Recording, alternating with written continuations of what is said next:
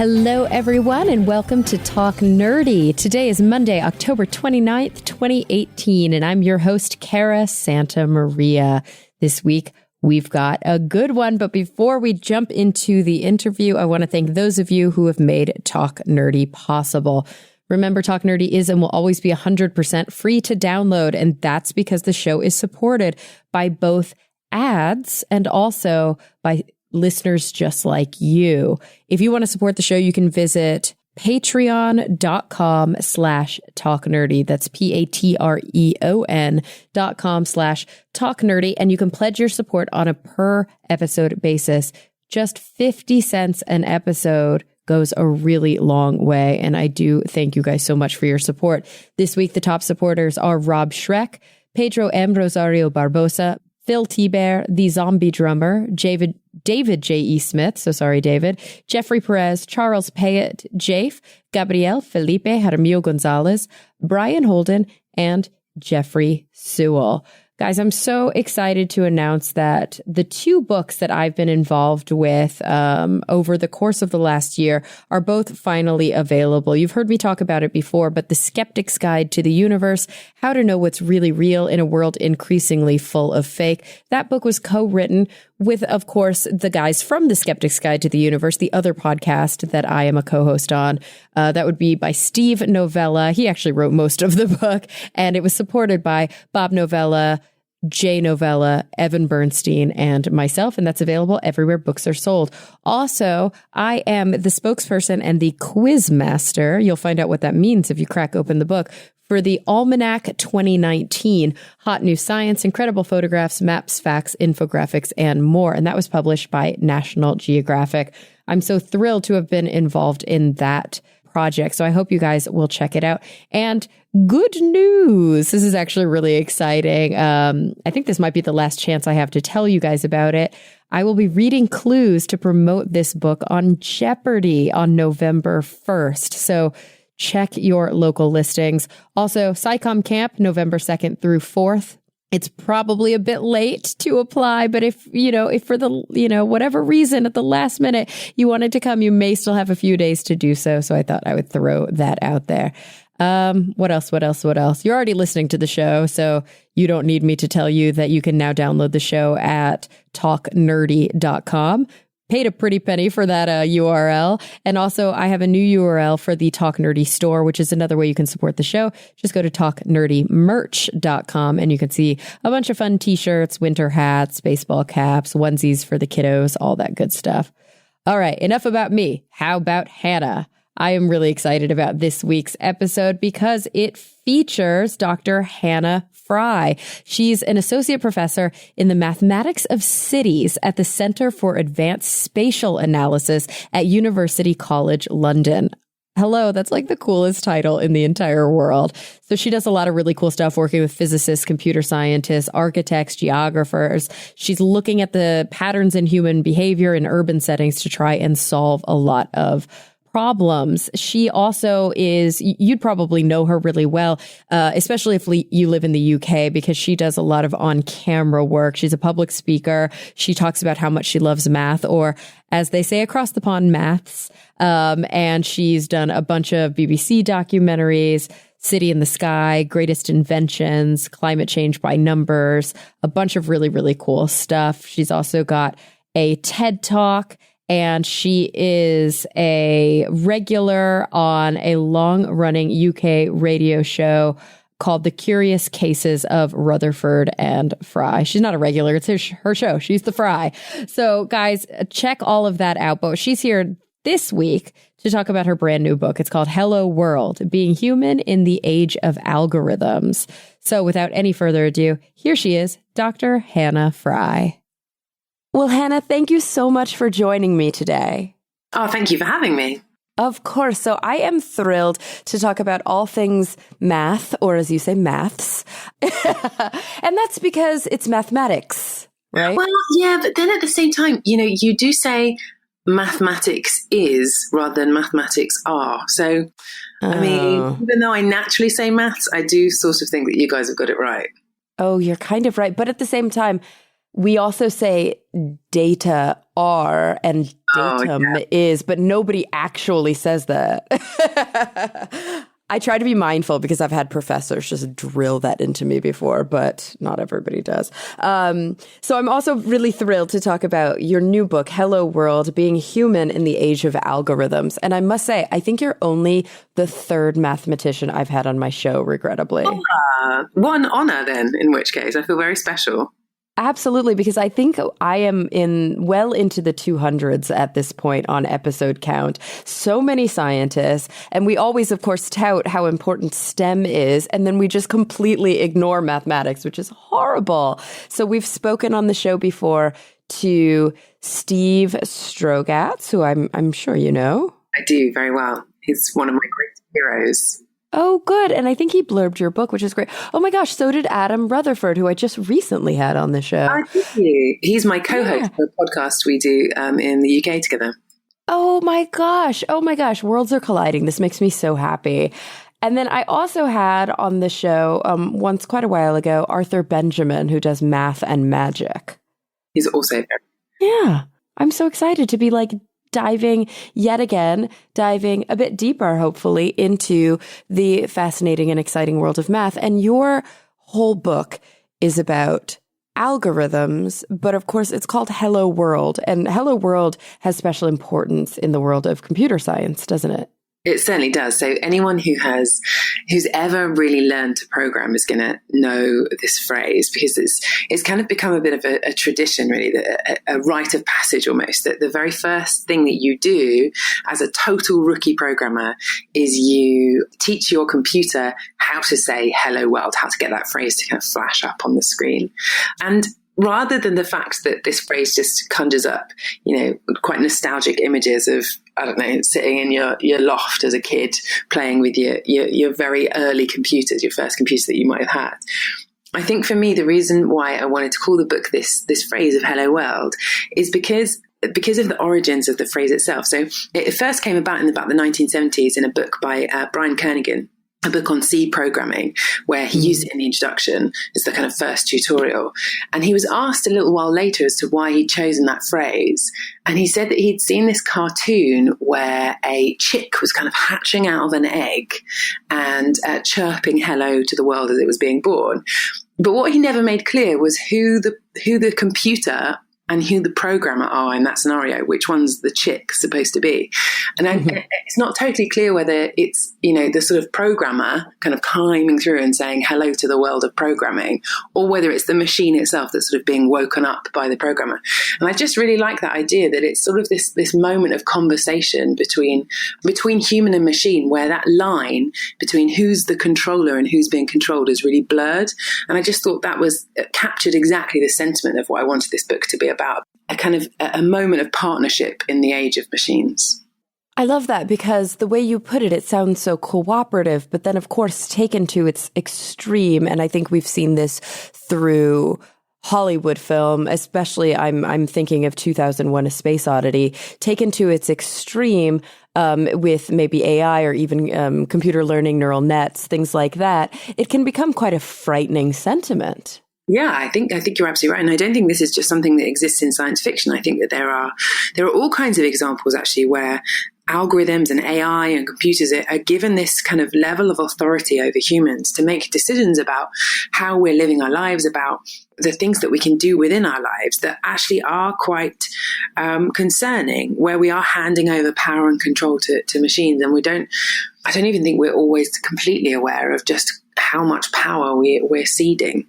Oh, goodness. And of course, I mean, I'd love to take a step back now to talk a little bit about the programmer of this very book and the programmer of the work that you do. I'm looking at some of your publications, and early on, you were doing some fluid dynamics work. Is that what you studied for your PhD? That was my PhD. Yeah, exactly that. And so is that in physics or in math? So it's maths. I think once you get really deep into this stuff, the lines between what's maths, what's physics, what's engineering become really blurred, because ultimately you're starting at the same point. You're starting with the same equations. I think the only real difference is the bit that you find interesting. So the engineer wants to just, make sure they want to understand the equations to make something work. The physicist might care a little bit more about what's physically going on in that scenario, but the mathematician just really cares about sort of the beauty and the elegance that's contained within those equations. So that was essentially what my PhD was about.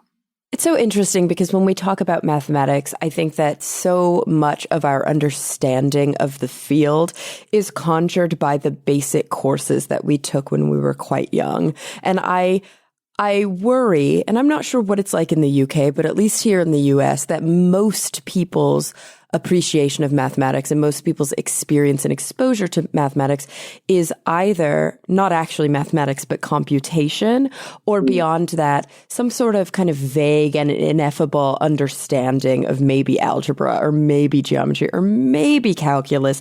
But really, the theory is heavily missing and the application is heavily missing. Yeah, I think you're totally right. And I think that actually that's often a real shock for people when they go to university and say, I didn't like maths, so I'm deciding to be a biologist. And then they get there and realize, well, crikey, if you want to be a biologist in sort of the current world, you really, really, really need to know a lot of maths that's involved in it. And I think it's a real shame, actually, that you do end up with this vision of what maths is when you finish school. I think everyone just sees as this kind of crusty old dusty subject that only lives in these textbooks that, the answers are all in the back. It's all finished. There's only one correct answer, all of this different kind of stuff. Whereas I think for me, I just don't see it that way at all. I see it as this living, breathing playground, really, just the ultimate playground where you can explore and be creative and just, endless possibilities, not just in the theoretical world, but, that loop back around to understanding our own world much more too. Absolutely. And what you said about requiring a lot of math understanding in order to be a successful scientist really rings true. But you don't have to be good at rapid calculations in your head. And I think that that's what a lot of people worry about, right? I was the quintessential young girl who was afraid of math and never felt like I had a lot of support from my teachers. Math isn't so much for girls, maybe, or let's call on the boys more in class. And so I was of course, afraid. I went into psychology and then eventually neurobiology. And I'm actually published on a physics paper that I don't even understand. The math in it doesn't even make sense to me because, of course, I did all of the wet lab work. But the deeper I got into psychology, the more I fell in love with statistics and realized that this is a whole world of mathematics that I didn't even know existed before I went to university. It's just, I think for me, it's just this, it's like putting on a pair of glasses and seeing the world in a completely different way. I think for me, it's almost as though we've got these parallel universes. There's one that we're living in, the tangible one, that you can kind of wander around and ignore anything mathematical if you want to. But hiding just underneath the surface, there is this incredibly beautiful, rich mathematical world, which just gives rise to all of physics, really, all of the physics equations and all of the sort of statistical findings that you can uncover when you start exploring. And I think it's just this really rich and wonderful environment that's just hiding just beneath the surface.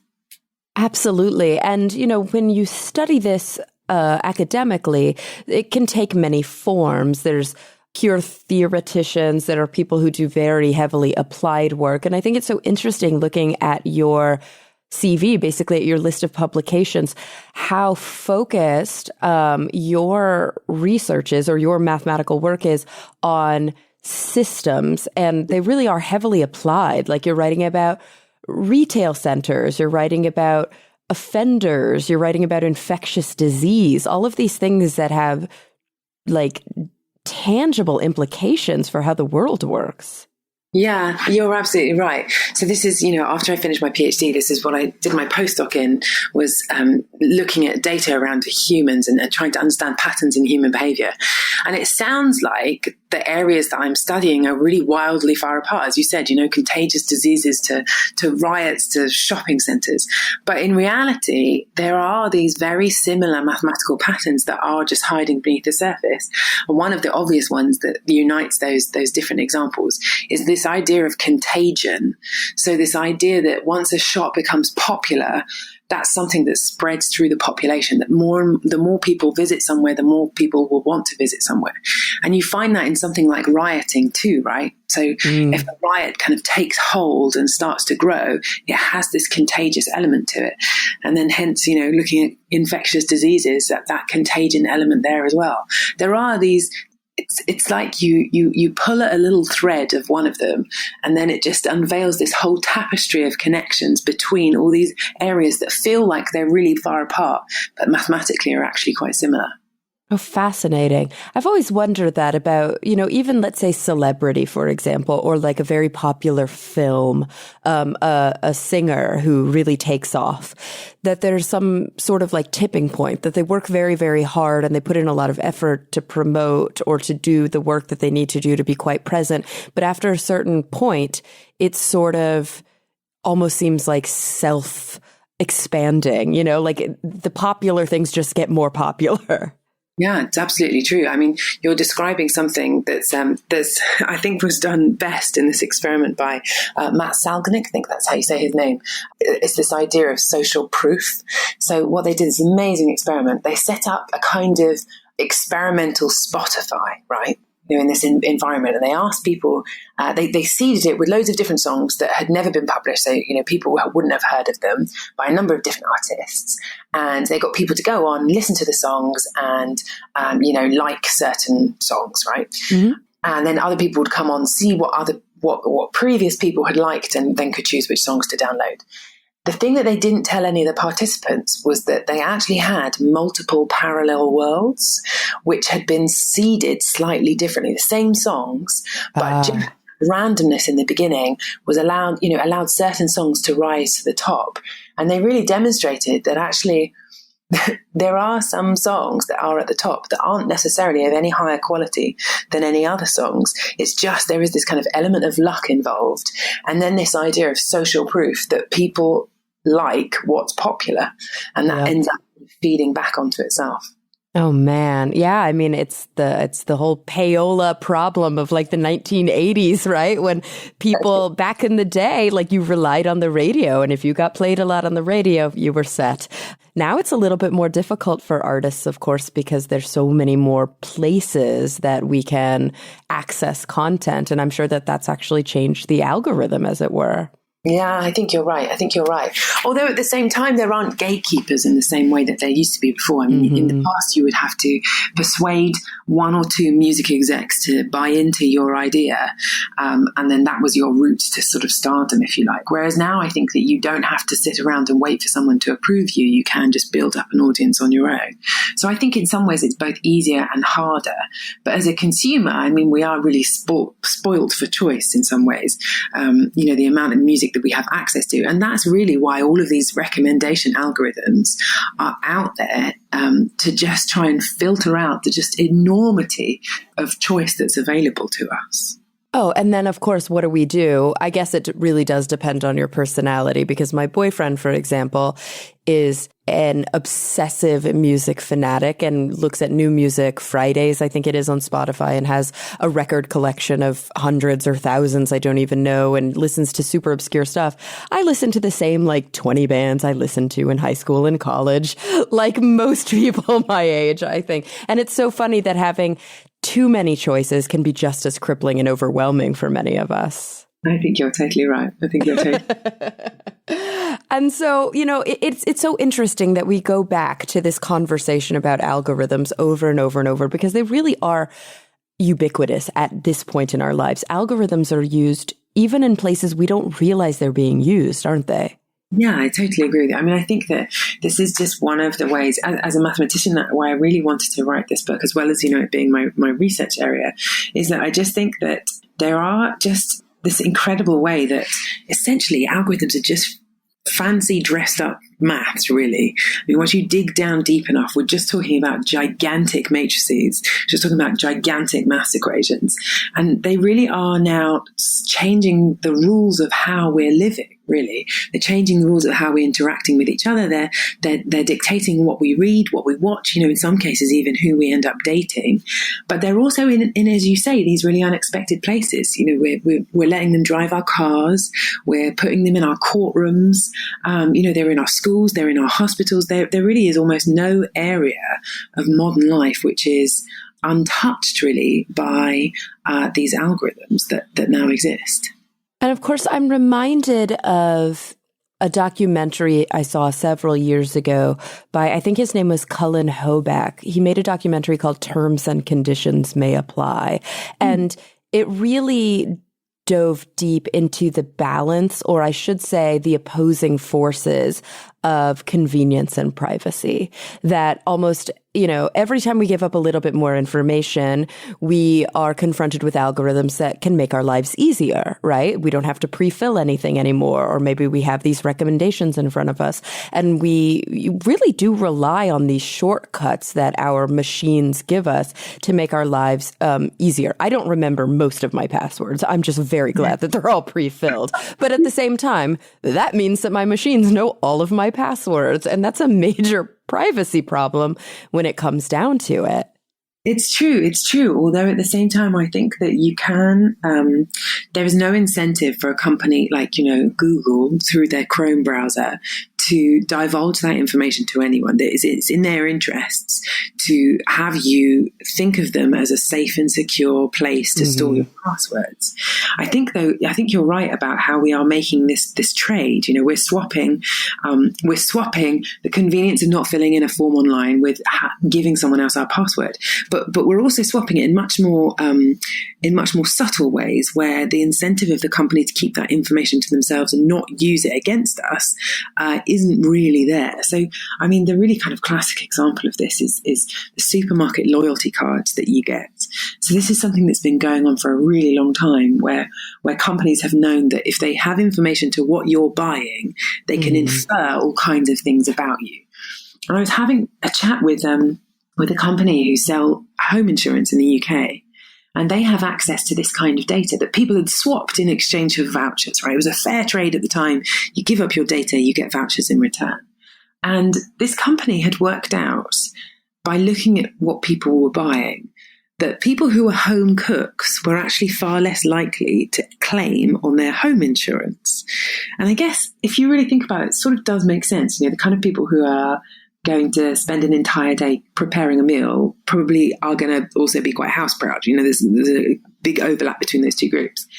But the question is, how do you work out who is a home cook?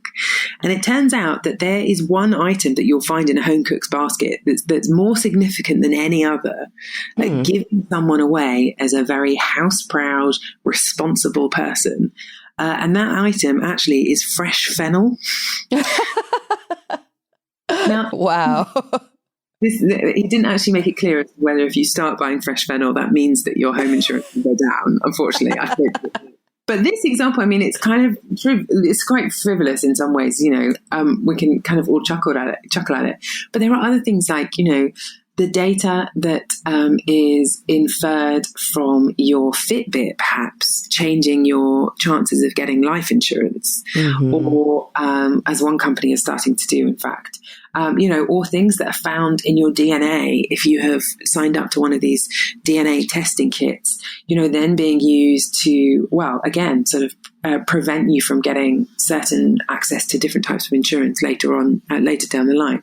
And I think that actually, when we are making that trade, deciding what's worth it, what right now, giving up your data, what's in your shopping basket in exchange for some vouchers, we're not always aware of the longer term implications of precisely what we're giving up and just how much power we're ceding in the process. Oh, absolutely. Here in the United States, we are a heavy credit happy country. Like, you cannot do anything unless you have a high credit score, and that number is gold. It's you have to take out mortgages here in the US. I remember I was watching a television show. Oh goodness, it's a British show that was on Netflix about maybe Grand Designs. Is that what it's called? Love it. It's so brilliant. And they're, they talk often, how are you going to pay for this? And they're like, oh, I have to take out a mortgage. Oh God, I'm going to take out 20,000 pounds. And I'm like, are you out of your mind? Like everybody in the US takes out a mortage. That's how you buy a house. Like, I think that's a remortgage. Believe me, everyone in the UK has mortgages too. Okay, good. I was like, wow. And it's like we all live our lives on credit. We buy cars on credit. We don't even consider school debt, house debt, or car debt. We call that good credit. Like that's good debt. You know what I mean? Those are just things we're paying off little by little. Bad debt is when you go shopping or you owe money on your credit card. I mean, this is just how people live their lives. And so I don't know, it brings me to this kind of depressing place sometimes when I think about it, where your credit score really defines you, and it defines your capability to have potentially dire consequence, like you were saying, healthcare outcomes or financial outcomes as you age. But even beyond that, there's something that I always come back to, which is this, I don't know, glib view of the future, this kind of dystopian view. And it's happening right now, where really everything comes down to marketing. Everything comes down to, like, when you look at the root source of the big money that's being passed around, it's how well can I buy a consumer? And it makes me very sad. I don't know why it makes me so sad, but that's elections in our country. That's all of entertainment, even educational entertainment. I mean, luckily we do have a little bit of sort of self-funded. This show, for example, is funded via Patreon, but I also read ads. It's the way that I can make my money. And, you look at our big data online, and really it's about, like you said, supermarket chains, yoga apparel companies, like these different really specific groups buying your data so that they can target, or they can have targeted marketing, isn't it? Yeah, completely. And I think, there is this dystopian angle to all of this. I mean, if you look at what's happening in China, it's sort of this idea of a credit score taken to just extremes that are, I think, really dystopian. It's Black Mirror. They're doing a Black Mirror episode in China. It's this thing called Sesame Credit, which is a citizen score, essentially.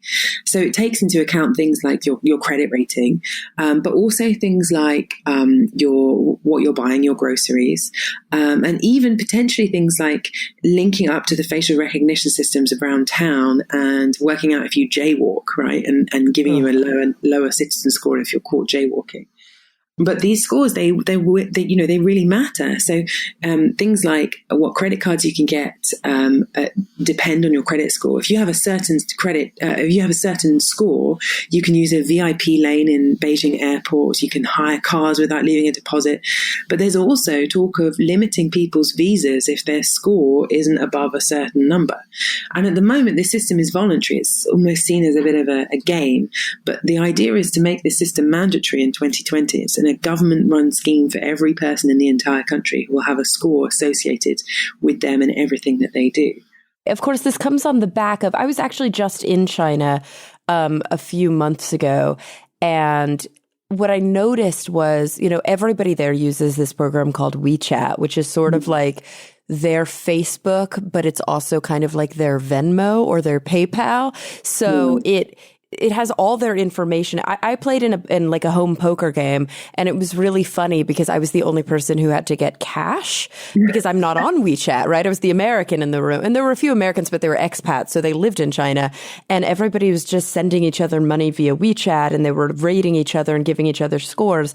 And it's like when all of the citizens, I mean, kind of like Facebook, when everybody's on the same social networking platform, and then they fold in payment onto that platform, then they can fold in ratings onto that platform.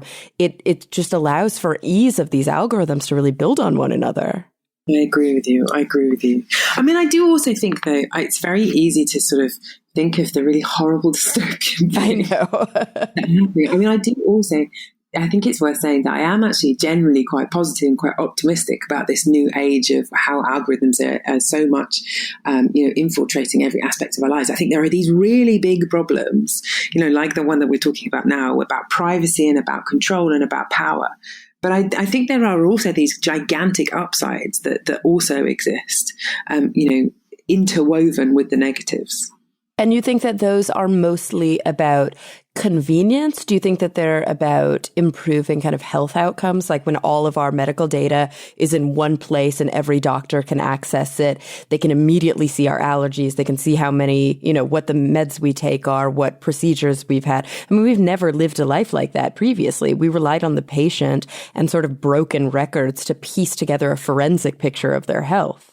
Exactly that. And there are occasions when, that old style system has really let people down. There's one really tragic story of a young girl called Tamara Mills in the UK, who died of a fatal asthma attack when she was 13 years old, despite the fact that she had been to the doctor, I think it was something like 42 times in the couple of years leading up to her fatal attack, complaining about the fact that her medication wasn't working and just, reporting increasingly more serious asthma attacks as time went on.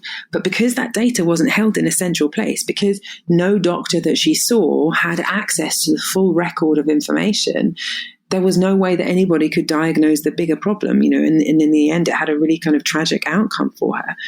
And I think that, across the board, that's just individuals. But actually there are, the idea of a DNA database where you have hundreds of thousands, if not millions of people's DNA to dive into. I mean, that is a fantastic resource in terms of the amount that we can uncover about our health, about our bodies, about, treatments, about genetic causes, all of these things. There's an amazing potential there that can really revolutionize healthcare. You're so right. It's so funny listening to and I shouldn't say both sides of the argument because the argument is incredibly nuanced. And I think that obviously your perspective is nuanced, as is your co-host, as you mentioned, Adam Rutherford's. But it's interesting that when we were speaking on the show about these genetic tests, we were talking about the good and the bad that comes from them. Same with you, but I actively, I'm a 23andMe fanatic all the way. Not only did I do the test, I actively log in and look at all of the updates, and I participate in research on 23andMe. And maybe that's just my kind of social science background, but I know that I struggle with depression. I know that I take medication every day. That's good. And I know that they have access to my genome. So I want to answer questions about my depression so that they can learn more about the potential genetic basis. Maybe that will help other people. That's a really important thing for me, but for other people, that scares the shit out of them. Yeah, I'm not quite scared. I'm not totally scared about it, but I will not get a genetic test, I think. I have not had one and I'm avoiding it. It's funny. Not only have I had one, but my dog has had one, and we sent in our samples. Really? Yeah, we sent in our samples on the same day. And by we, I mean I sent in both of our samples. And I just kept hoping that I put the right spit in the right tube. On which one? Yeah. Wow, you've got like really active saliva glands in your... I know. But yeah, I mean, it's one of those things for me that I think for some people too. And I wonder what your take is on this. I'll be 35. Actually in just a few weeks as of this recording. And so I'm sort of at the tail end of the millennial sort of what would you call it? Gen X, cutoff, maybe Gen Y, I don't know. And so I didn't grow up. I'm not a digital native. When I was quite young, I didn't have a computer, not until maybe late high school, early college. My dad had sort of a Commodore CQ, that's true, that we played on. And he made us do these like Doogie Howser style diary entries. That may have been a very American reference. I'm not sure. But I didn't grow up learning computer science, and I definitely didn't grow up swiping on an iPad. But I do think I'm of an era where I kind of have given into the fact that like you can't maintain total privacy without going to such great lengths that you're lacking basic capabilities. I've got to be able to do a Google search. I've got to be able to log into my email, and I've got to be able to purchase something online with a credit card. I can't imagine my life not doing that. But I know some older people who just refuse to even engage in these kinds of social contracts because of the fear of giving away too much of their personal information. Yeah, I mean, I think we're roughly the same age, and I think I'm with you on this one. I think the genie is out of the bottle, really. Mm-hmm. I think that, there's privacy as we used to know it is really over. It's just a question of how far we allow what's already out there to be used to make decisions on us. Because, this is stuff that really applies beyond advertising. I think, this is stuff that can affect our future job opportunities. It can affect, if we ever find ourselves in a courtroom, the data that's collected on us can, in theory, be used to, make predictions about what we're going to go on to do in future. I mean, there's all kinds of different things, within police stations. You can use people's activity on social media to target your resources. There are lots of different ways that go beyond just seeing adverts for slippers online every time you log on. It's so true. And, I think a lot of times we have a tendency because especially again here in the US, but I do think in the Western world in general, we're sort of at a very interesting place politically where as much as we are more advanced, I mean, if you were to ask Steven Pinker, he would, put down his foot and say, we are in a better place than we have ever been. And I disagree with any arguments to the contrary. And although I agree with that, from a purely maybe statistical standpoint, the truth is that we are in a political place where intellectualism, academics, knowledge, critical thinking is sort of in crisis to some extent. There's a growing movement of individuals who look at that as though it's an elitist, partisan move, that it's not a fundamental goal of all of humankind. And that really does sort of worry me, because I think what comes along with that is that we look at technology as if it's a black box and we have no interest in understanding how these things work. And if we don't know how they work, I think we tend to deify them. And when we deify them, we forget that algorithms at their core, and of course I'm not talking about neural nets, we'll get there, but at their core are programmed by people. And people have biases. And this is a big problem, isn't it? It is. It absolutely is.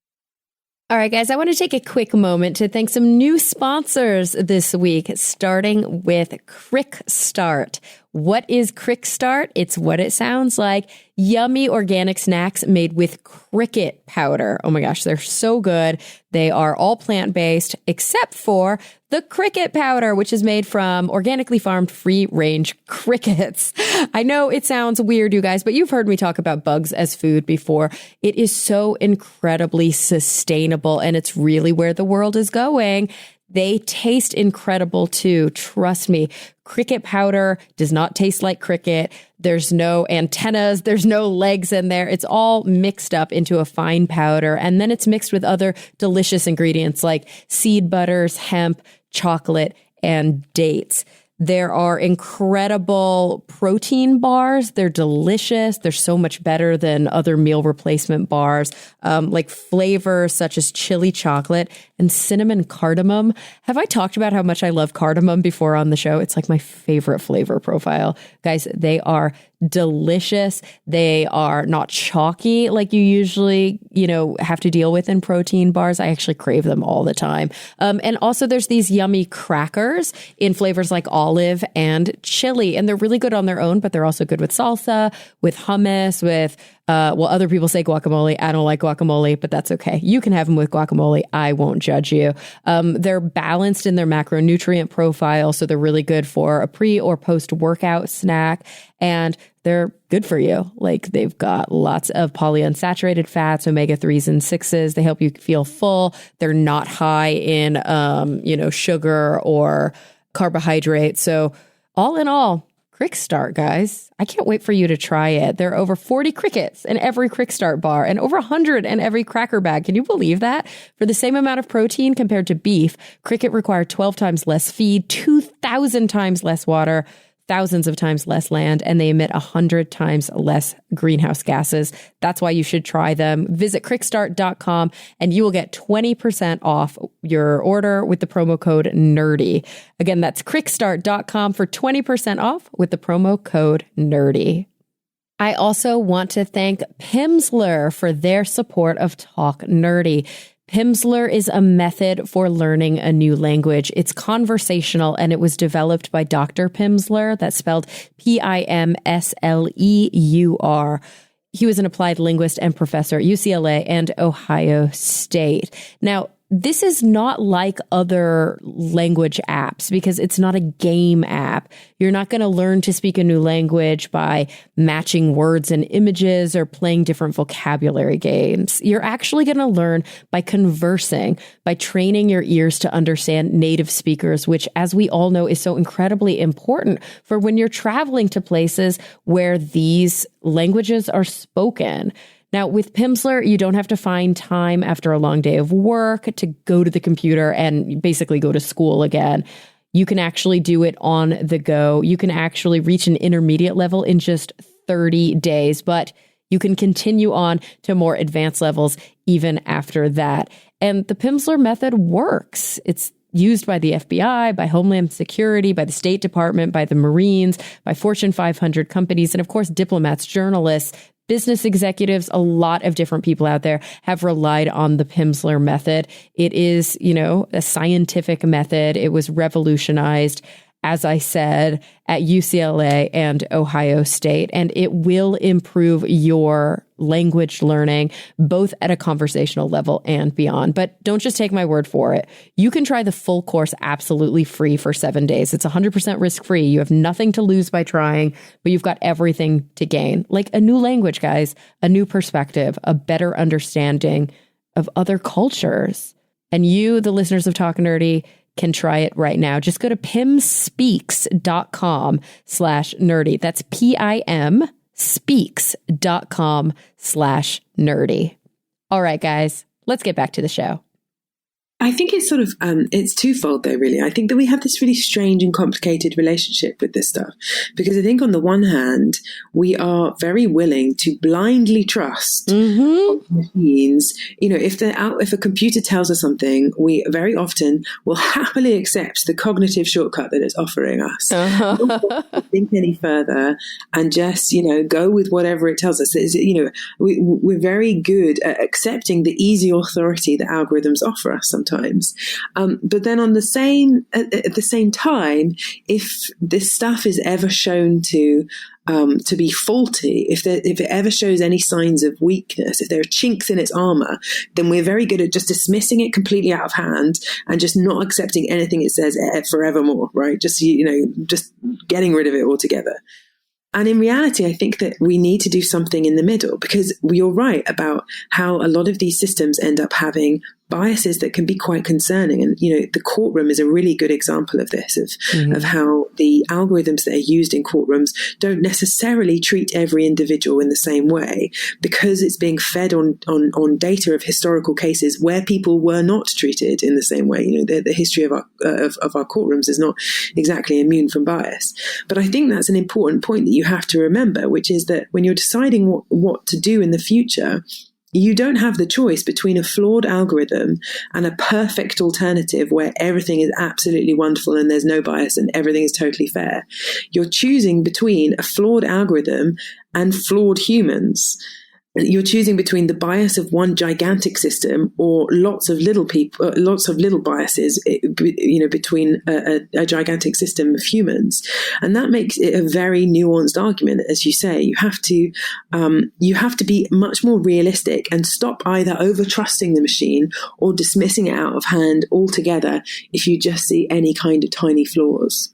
Absolutely, it's somewhere in the middle. It's much more nuanced. I mean, as my multivariate statistics professor used to say, SPSS, which is a software program that we use for the social sciences to run our statistical analyses, he would always call it a faithful idiot. Garbage in, garbage out. It will interpret or it will calculate whatever you tell it to calculate, but you as the human being have to decide if your data is good. Yeah. If your data are good, damn it. I think you can say both. I strongly believe you can say both. I love that. Faithful idiot. I'm using that. I'm stealing that. Absolutely. It's so reliable, right? Like we use these terms a lot in social science research of validity and reliability. It is incredibly reliable. It will give you the appropriate, or I should say, a faithful response every time. But whether or not that should be interpreted is a very human choice. And so I think that that's sort of the question, right? Is that as we start talking about more and more sophisticated algorithms, we move on from a place where it's fundamentally faithful to how the human beings programmed it, up to these complicated questions about computer learning and neural nets, where the computers themselves or the programs themselves have become somewhat recursive and are learning based on big data. And they're making decisions that even the initial programmers can't justify or can't understand. Yeah, that's true. So this is a shift really in the algorithms that are being used in sort of everyday situations. So neural nets actually have been around for a really long time, but there's been an explosion in them recently just because we now have access to really good detailed data on lots of them, lots and lots of things. And we also have access to really phenomenal computer processing power, which we just didn't have even 10 years ago. But the idea behind this different type of algorithm is that I really like the analogy of trying to train a dog how to sit. Mm-hmm. So when you do that, when you try to train a dog, you don't write it a list of instructions. You don't say, okay, move this muscle and then bend this part of your leg and then move that muscle and then sit down. Instead, all you do is you very clearly communicate to the dog the objective. You very clearly communicate what you want it to do, and then you reward it when it does that. And you just repeat that process over and over and over and over again until the dog understands what it wants you to do. And you leave it to work out all the steps in between. You let it work it out for itself, how it's gonna sit. So that's really what's happening now with machine learning algorithms, is that you communicate your objective to the computer, and then the steps in between, you let the computer tune itself to work out how to do it by itself. And there are some situations when that means that you are giving up explainability, right? You're giving up knowing what's actually going on inside that black box. There's no way that you can reverse engineer exactly that process and see what led it to make those decisions. But that's not always the case, I should say. There are lots of work that's been done recently actually about trying to kind of build algorithms so that you can understand what's going on underneath the hood. But I think that there are also some situations where actually the thing that you care about most of all is that your algorithm is right. You care about accuracy over explainability. And I think a really great example of that is in cancer diagnosis.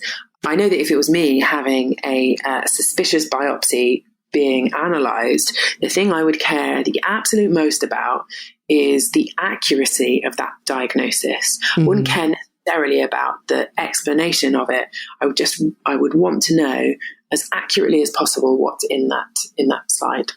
Absolutely. I mean, it is such a, I don't know, it's such a complicated conversation, I think, for a lot of people who are like I always was, and I think it sticks around. I think it's quite difficult to shake that, but who have a sort of, I don't want to call it fundamental, but maybe a visceral fear reaction, or perhaps shut down. Maybe that's a better way to put it. And you of course, being a professor, have taught people before and seen the sort of inability in their face when they say, like, I don't understand this. I'm never going to understand it. I have to kind of take it on faith.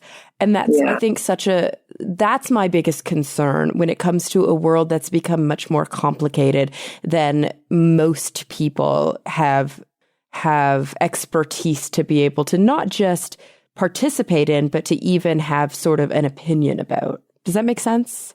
Yeah, it does. But I think you make a really important point there, actually, which is that I don't think that algorithms have really changed that picture very much. I mean, I think all of science really is a lot like that. No matter how deep you go into something, there always comes a point where you can't know everything. You have to accept that somebody else understands what's going on and has okayed it, has kind of verified it. And I think I'd also add to that there are some situations in medicine where we know that something works without necessarily knowing why it works.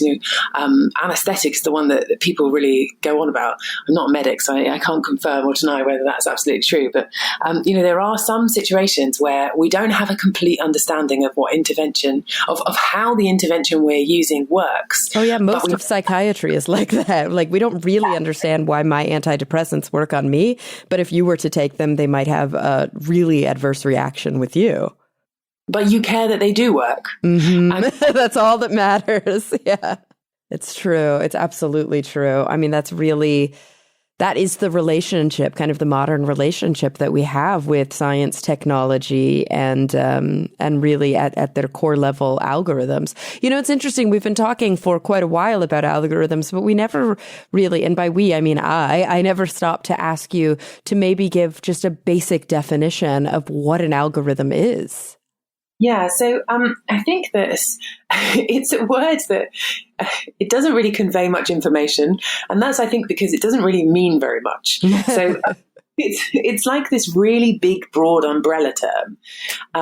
Essentially, all it means is it's a list of instructions.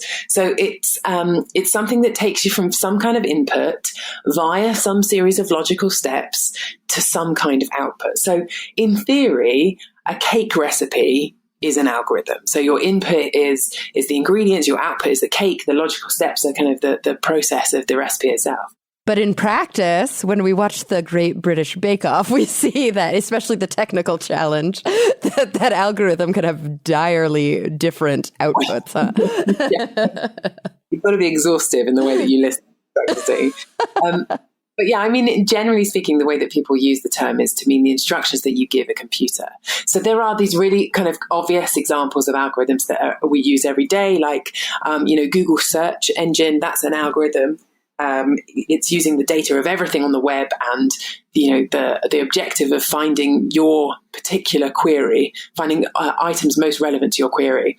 There's Amazon's recommendation algorithm that finds products that it thinks you might like to buy, or Facebook's newsfeed as well. That's another example of a very common algorithm. Mm-hmm. And of course, kind of the first thing that I think of when you mention those three examples, a Google search, an Amazon recommendation, and a Facebook newsfeed, is how readily those kind of algorithms can be quote unquote hacked. You know, how readily somebody can say, I will study SEO, search engine optimization. And of course, every large news organization, or maybe I should say entertainment organization, has an entire team dedicated just to SEO. How can we make sure that our site is the site that comes up first when you use certain search terms? Or on Facebook, of course, how can we ensure that our opinion is the opinion that comes across as fact when people are trying to read about what's going on in their political world? I think what you're really hitting on there is just how incredibly powerful these very simple ideas have become. Because ultimately, when you've got just a piece of computer code that just ranks something, I mean, that's essentially what these are doing, right? They're pieces of computer code that rank stuff. It sounds so trivial, and yet it's something that ends up controlling not just the attention spans of hundreds of thousands of people, the jobs that people are getting, but also how powerful your product is in the marketplace, how profitable your company is, how well attended your event is.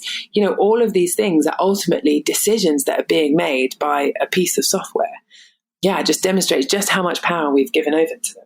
Absolutely. And I mean, this may date this episode, but just this past weekend, I was watching John Oliver on HBO and his desk piece, kind of the long, in-depth piece that he does each week on his show. This week, it was about the Rohingya crisis in Myanmar. And he was talking about this group of people, obviously, who many people would say have been victims of a cleansing, a genocide. And how Facebook has had an active role in this, because at a certain point, you can't just, as the sort of maybe holders of the algorithm, we could put it, you can't just set it up and watch it go and take a step back. But there are tweaks that have to be made because there are real political ramifications. There are individuals who are reading divisive literature. And when that divisive literature climbs to the top and has implications like are happening in Myanmar right now, it becomes much more than just an idea. This has a practical outcome that's horrific. I totally agree with you. I mean, these are really, really powerful equations, really.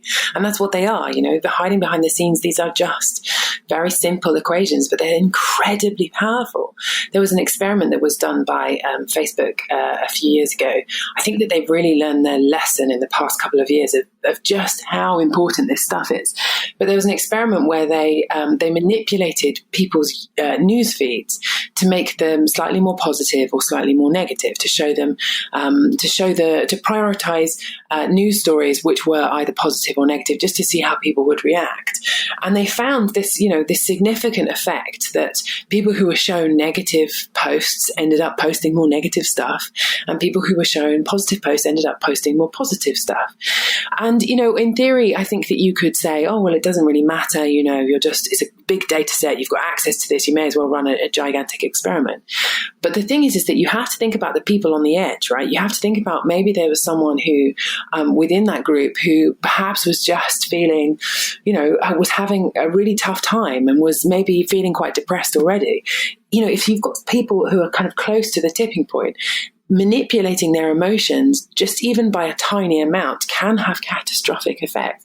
It's just this very, the whole community was massively up in arms at this experiment. And they've never done anything again since, and quite rightly so. But I think that, this is a lesson that Facebook has really learned in the last few years. You can't just move fast and break things when you're talking about stuff that involves this many people and, and algorithms that are really that powerful. Absolutely. And of course, we haven't even taken the time to talk about the kind of targeted marketing that we see on Facebook and the constant blowback and the constant changes to their procedures, or I should say their community standards, when people are marketing only to men, or people are marketing only to white people, or only to a certain type of, at a certain point, the intrinsic entrenched biases, stereotypes, stigmatization, and really just inherent sexism and racism comes through these algorithms, because they're really just extensions of the people that are using them. Yeah, and Facebook aren't alone on this. There's been examples on Google Ads which have been showing higher paid jobs to men rather than women, showing adverts that relate to, let me see if I can remember this one correctly. There was a black female Harvard professor who Googled her own name and found adverts for lawyers, I think, for sort of, it was all to do with, it was expecting people with names that sounded similar to hers to be in trouble with the police or in trouble. That kind of thing. There are lots of examples of this, and you find it in sort of physical objects as well, in technology, where the algorithms are kind of embedded within the technology. There's an example by a chap called Chukwemeka Figbo, I think I've said his name correctly, where he came across a soap dispenser that worked, an automatic soap dispenser that worked perfectly well for his white friend, but failed to recognize his darker skin. You find this across the board, really. People just... And that stuff, maybe, okay, I think you can argue that it's not that life-changing anyway. But when you start having algorithms that are diagnosing skin cancer that don't work as well for dark skin, then I think you really start to get into serious problems about discrimination. And to be clear, the reason that the soap dispenser didn't recognize him was not because the machine was racist. It was because, again, the machine is a faithful idiot. And when you don't have diversity in your ranks doing the programming, doing the coding, and doing the beta testing, then all of a sudden you're starting to see that only one perspective is programmed in, right? So the soap dispenser didn't recognize his darker skin because it had never been tested on somebody with darker skin. That's a problem. Exactly that. It's quite rare actually that you find these examples of very serious bias that are as a result of intentional design. It's very rare that you find people who have anything other than very good intentions when they're creating their algorithm, creating their technology. More often than not, it's thoughtless omission like that. It's people just failing to test their product on a wide variety of different kinds of people and different kinds of environments that ends up, with these gaping holes, these gaping big problems in the things that are being created. And then the other way that bias really creeps in is because our history is biased. And if you data that's based on our history, then you can be perpetuating the inequalities of the past. Absolutely. I mean, I think a lot of people look at data as if it is just truth incarnate instead of understanding the hermeneutic, sort of approach to data, which is, or to any sort of story, which is that we have to contextualize it in its time, and history was written by white men. Like this, we know, we know this. And when we look at a lot of these sort of large computer companies or even these small startups, still to this day, there is massive inequity in the individuals who are actually doing the programming. Overwhelmingly, it's white men who are designing these protocols. So even if they aren't in and of themselves racist, just the fact that there's a pure omission of people of other colors and a pure omission of people of various genders, it's problematic. It's really problematic. I totally agree. I mean, I think that this stuff is changing. I think that people are aware of the problems that have been created and aware of the potential pitfalls that lie ahead. And I think that this stuff is changing. I think people are accepting that you do need to have diversity in the design process. Otherwise, you won't have, a product that works for everybody in the end. But it's slow. And the technology changes faster than people can. And I think that sometimes we're behind a little bit. Absolutely. This raises a question for me about quality control. So we've talked a lot about bias. And of course, a big part of any sort of computational system is making sure that it's reliable, but also that it's valid. It's making sure that it, is faithful and it does what it's tasked to do and it does it well. But when we're talking about big data, I sometimes wonder how important it is that the data itself be good data. And what I mean by that is, okay, here's a good example, a personal example. So in the United States, we all have a social security number, right? This is a number that we're given either when we're born or when we get a green card, or, when we immigrate, become citizens, whatever. I'm not sure exactly at what stage the social security number is granted, but it's sort of a national ID number. And it's linked to your name. And that's pretty much it. You've got a name and a social security number. Everything else may be linked based on the big system that you are involved in. But for the most part, those are two central pieces of data. So my last name is Santa Maria. It's very Italian. It's also very confusing to the Department of Motor Vehicles, the government institution that grants driver's licenses and license plates. It's also very confusing in my healthcare records. Why so? Is that because there are two words? Because it's two words. Two words blows people's minds and breaks computers, apparently. And so, because it's not hyphenated, because it's not my mother's Santa and my father's Maria, it's just Santa Maria. It's a two-word last name. And I have a middle name. It's Louise, but I don't often use it. And I have a first name.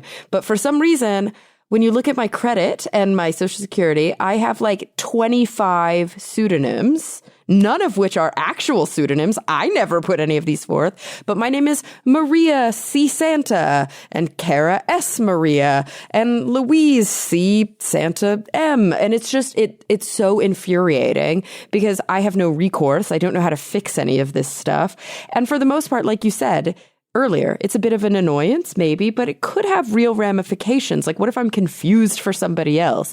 Or what if somebody steals one of my 30 identities, none of which I actually set forth when I was born? And this stuff happens, this stuff happens.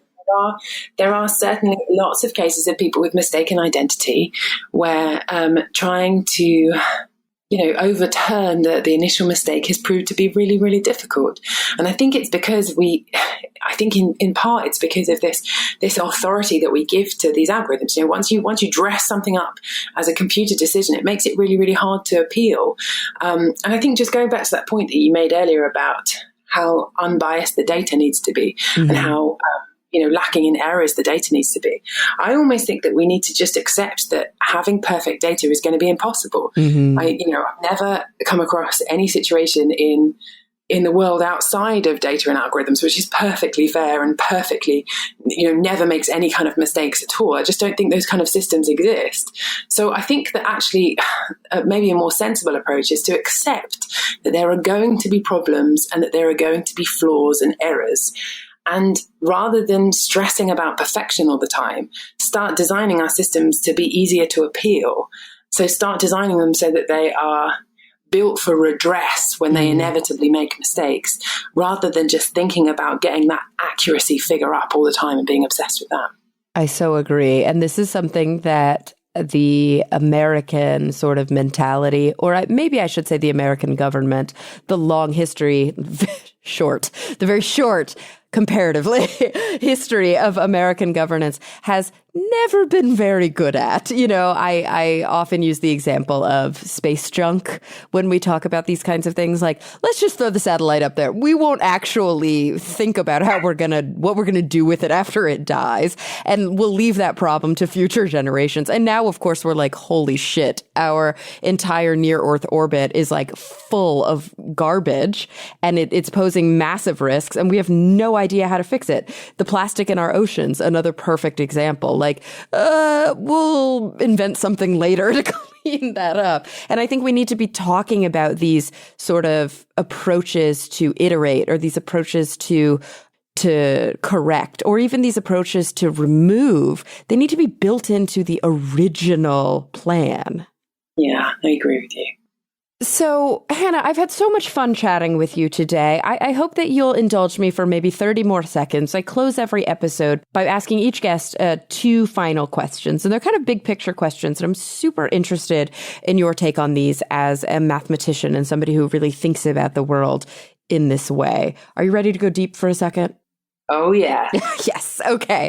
So when you think about the future, in whatever context is relevant to you, whether it's, you know, the global future, the future of your home, the future of your life, across the board, I'd love to know, on the one hand, what is the thing that really does keep you up at night, the thing you're very concerned about, maybe even a bit pessimistic about, that you spend a lot of time, maybe the problems that you want to find solutions for, and a little maybe less optimistic about their outcomes. But then on the flip side of that, let's talk about what you are genuinely optimistic about, not just lip service, but what is it that when you look to the future, you're very hopeful for? So I think that the biggest problem that is facing humanity at the moment is climate change. Mm-hmm. And I think that this is something that we have seen coming for a really long time, that we haven't managed to address. And I think that we're starting to see the sort of implications of it in terms of the way that our weather systems are changing, just the very, very beginnings of it. And I think that this is something without an easy solution, especially given that countries are so split, right? It's something that mathematicians call the tragedy of the commons. It's a very old and well-studied game theory problem that when you have a situation that can only be solved by everyone cooperating, it becomes very easy for people just to take care of their own interests. And as a result, everybody loses out. So I am really concerned about that.